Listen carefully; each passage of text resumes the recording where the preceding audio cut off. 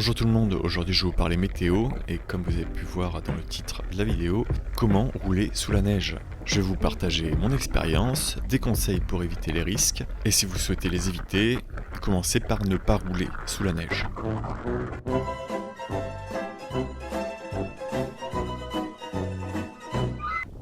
Bon, si vous êtes encore là, c'est que vous êtes vraiment motivé à rouler sous la neige, alors c'est parti pour les conseils.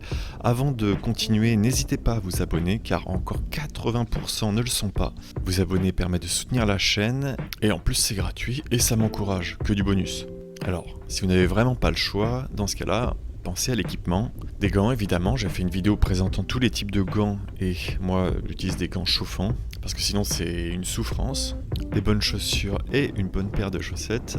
Il existe aussi des chaussettes chauffantes pour protéger toutes les extrémités. En vélo, c'est tout ce qui va se refroidir en premier et ça sera vraiment pénible sur un long trajet. Et n'espérez pas que ça se réchauffe, surtout au niveau des pieds. Et c'est aussi mieux d'avoir des gants adaptés en cas de chute parce que c'est vraiment le moment qui sera le plus risqué de rouler sous la neige. Avec le verglas évidemment. Ensuite, pensez aussi à prendre un cache-nez, cache-oreille et un bonnet ou un casque. Moi j'ai opté pour le casque, ça fait d'une pierre deux coups. Et pour les vêtements, pensez à porter plusieurs couches. Comme ça, si vous avez trop chaud, vous pourrez toujours en retirer. Et pensez également à des vêtements ventilés.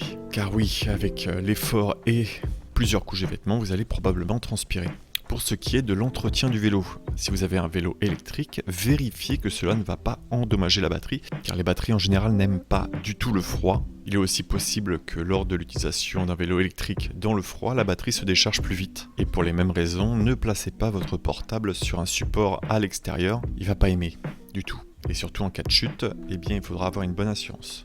Et si votre vélo est mécanique, comme électrique, vérifiez que tout fonctionne correctement au niveau des freins, au niveau du passage de vitesse, bref, comme d'habitude normalement. Et une fois que vous rentrez, nettoyez votre vélo à l'eau claire, car le sable, la boue, le sel présent sur la route risque d'accentuer la corrosion et d'abîmer votre chaîne, en plus des autres composants. Passons à la conduite. Évitez au maximum les bandes blanches, les bouches d'égout et circulez de préférence sur de la neige fraîche. Méfiez-vous de la neige qui a été piétinée ou écrasée par d'autres véhicules et qui laisse une petite épaisseur car ça ressemblera plus à du verglas que de la neige. La roue ne pourra pas se frayer un chemin dedans et suivra toutes les bosses. Et la roue avant risque de se braquer et de vous faire tomber. Roulez au maximum droit et évitez de vous pencher pour éviter les obstacles. Anticipez au maximum et tournez à l'arrêt. Parce que si vous tournez avec un petit peu de vitesse, c'est la chute assurée. Si vous souhaitez passer un obstacle, une bande, une bordure, faites-le à la perpendiculaire. Sinon, la roue suit l'obstacle et c'est la chute. Ce qui est de l'anticipation et des freins, oubliez complètement le frein avant, n'y touchez pas du tout. Parce que si par malheur la roue avant se bloque, eh bien vous ne pourrez pas rattraper le vélo. C'est le même conseil sur le verglas d'ailleurs. Freinez donc progressivement et doucement et redoublez de vigilance si vous avez des patins car ils peuvent se bloquer contre la jante. Ça m'est déjà arrivé et c'est très désagréable. Vérifiez souvent que les patins ne sont pas complètement recouverts de neige. Ça peut arriver si vous traversez un endroit avec une couche importante. Et continuez toujours à pédaler d'une manière souple et sans arrêt, évitez la roue libre car comme dirait Einstein, la vie, c'est comme faire du vélo, pour garder son équilibre, il faut continuer à avancer. Si vous arrêtez de pédaler et faites de la roue libre, il est possible qu'un bloc de neige puisse vous arrêter d'un coup. Et le problème, c'est la roue avant, dès qu'elle se braque, c'est foutu. D'ailleurs, à ce propos, si la roue avant se braque, n'essayez pas de récupérer le vélo, écartez les jambes, écartez les bras et préparez-vous à une chute.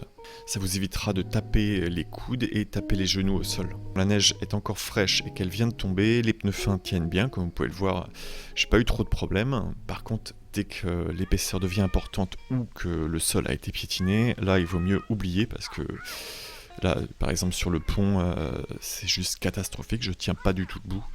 Évitez de prendre trop de vitesse parce que vous ne pourrez potentiellement pas vous arrêter. Et après, pour l'équipement au niveau des pneus, eh bien, si c'est dans un endroit comme Paris où il va neiger une fois de temps en temps, je pense pas que ça soit utile d'envisager des pneus spéciaux. Préférez plutôt les transports en commun ou un autre système de transport ce jour-là. Si c'est cyclique, par contre, évidemment, préférez des pneus clous ou des pneus adaptés ou limite un fat bike.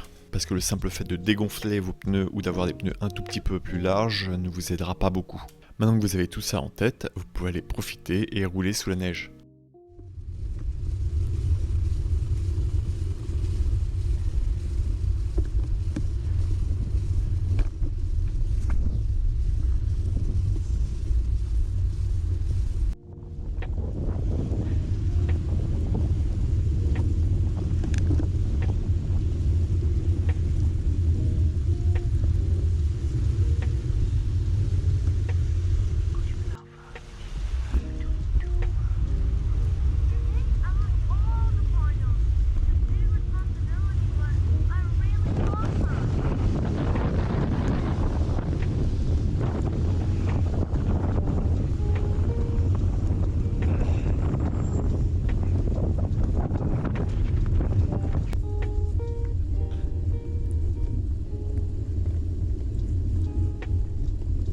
Et c'est sur ces images que je vous laisse.